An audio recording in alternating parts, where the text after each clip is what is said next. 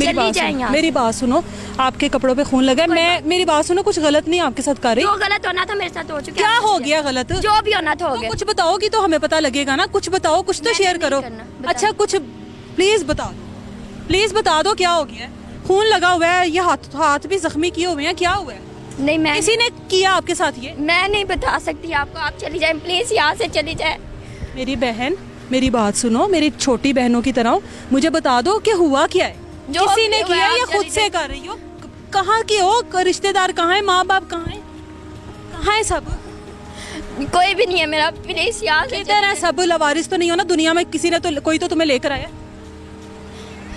अच्छा एक दफा हौसला करो, एक दफा बैठो, एक दफा 5 मिनट दे दो, बस 5 मिनट दे दो, 5 मिनट दे दो, बैठो।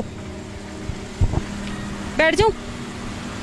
क्या हुआ है? कुछ भी नहीं हुआ। अच्छा रो क्यों रही हो इस तरह से?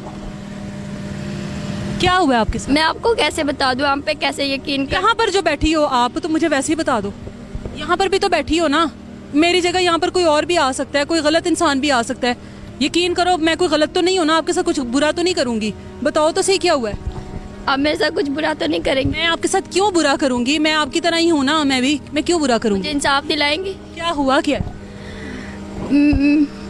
मैं 9th क्लास में पढ़ती थी, पीछे। कहाँ से हो आप? सरगोदा से आई हूँ। लाहौर की नहीं हो? लाहौर कैसे पहुँची हो?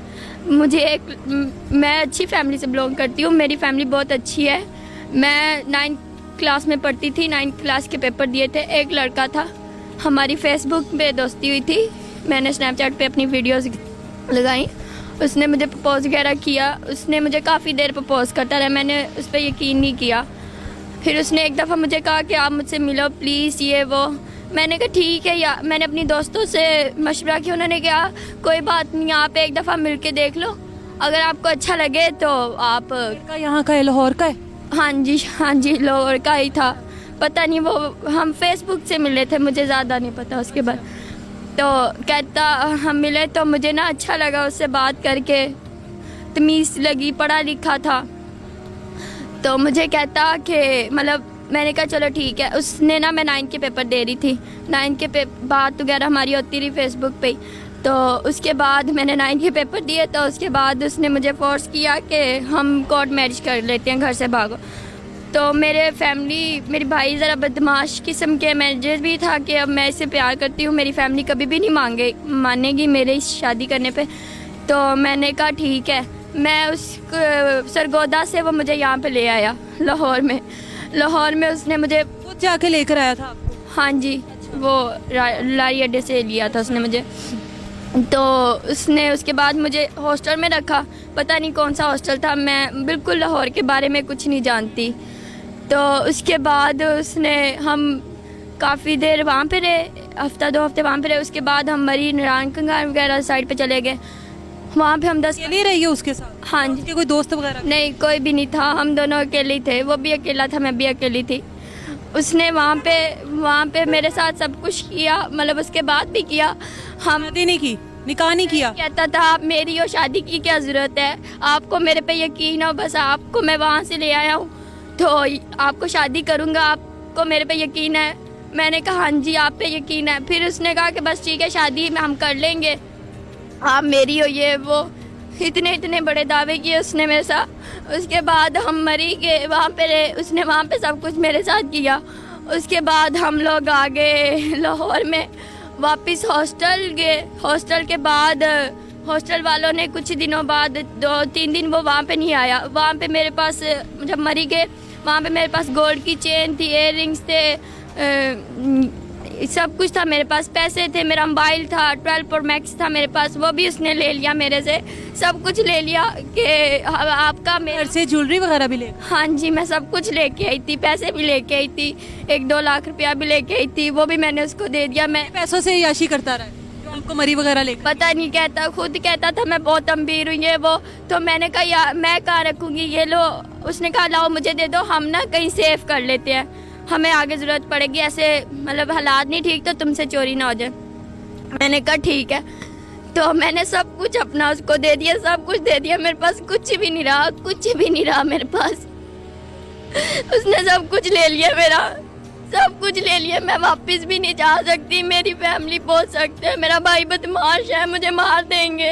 आप उसके लिए घर छोड़कर निकल आई हो, आपको तब नहीं पता था कि फैमिली मार। ने भी मुझे निकाल दिया, उन्होंने कहा कि आप यहाँ से निकल जाए, वहाँ पे भी नहीं आया। मैंने मुसलसल राब्ते करने। ये खुद को जख्मी क्यों किया हुआ है, क्या हुआ है आपको, किस हाल में हो आप? मैं मुझे लगता है मैं प्रेग्नेंट हूँ।